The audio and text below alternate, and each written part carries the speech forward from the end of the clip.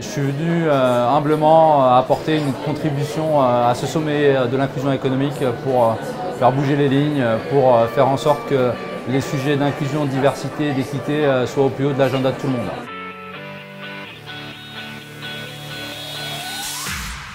Le sommet de l'inclusion économique 2022, organisé au ministère des Finances par la Fondation Mosaïque sur le thème Agir avec impact, a réuni plus d'une centaine d'entreprises, institutions et associations prêtes à s'engager en faveur de la diversité et de l'inclusion économique. Et 10 000 décideurs se sont mobilisés à cette occasion.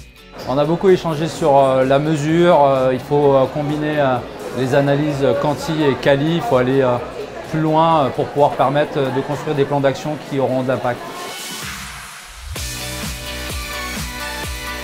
Il faut se rendre compte qu'aujourd'hui, ce sujet devient une évidence par rapport à il y a 15 ans, mais c'est loin d'être gagné et que si on ne se saisit pas de ce sujet-là, on va être en décalage par rapport à son marché, par rapport à ce qui est attendu d'une entreprise citoyenne. Je sens qu'il y a une ambition qui est montée, je sens qu'il y a une envie de collaborer et je sens qu'il y a une envie de réussir. Près de 50 plénières et ateliers ont eu lieu dans les locaux du ministère à Bercy. L'occasion de partager des pratiques et de confirmer des engagements forts en faveur d'une société plus inclusive et pour faire avancer ce sujet créateur de valeur pour l'économie de notre pays.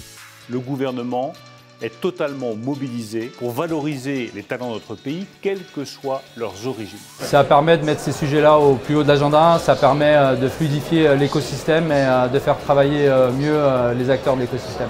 J'aime les aventures humaines, les histoires humaines, et là je trouve que c'est un carrefour justement qui provoque ça. Le sommet de l'inclusion économique, ce sont également des moments d'échange entre des talents et des entreprises engagées. Pas moins d'une centaine de tables rondes pour découvrir des dizaines de métiers, mais aussi des rencontres d'exception entre des CEO et des alumni de la Fondation Mosaïque. En parallèle, un forum dans les travées de Bercy a permis de nombreux entretiens de recrutement concrets. À titre d'illustration, les entreprises parties prenantes du sommet de l'inclusion économique ont réalisé plus de 50 000 recrutements inclusifs cette année.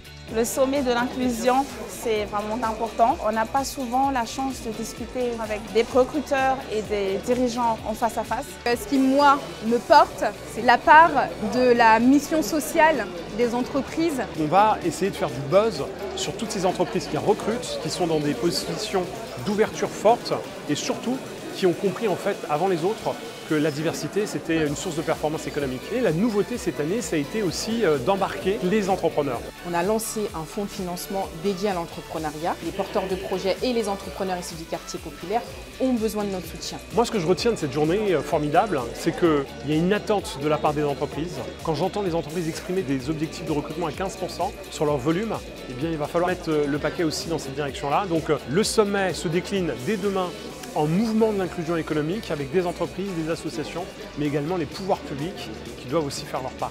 Donc rendez-vous la prochaine fois à l'Elysée. Je vous accueille et on lance de nouvelles initiatives. Ne lâchez rien.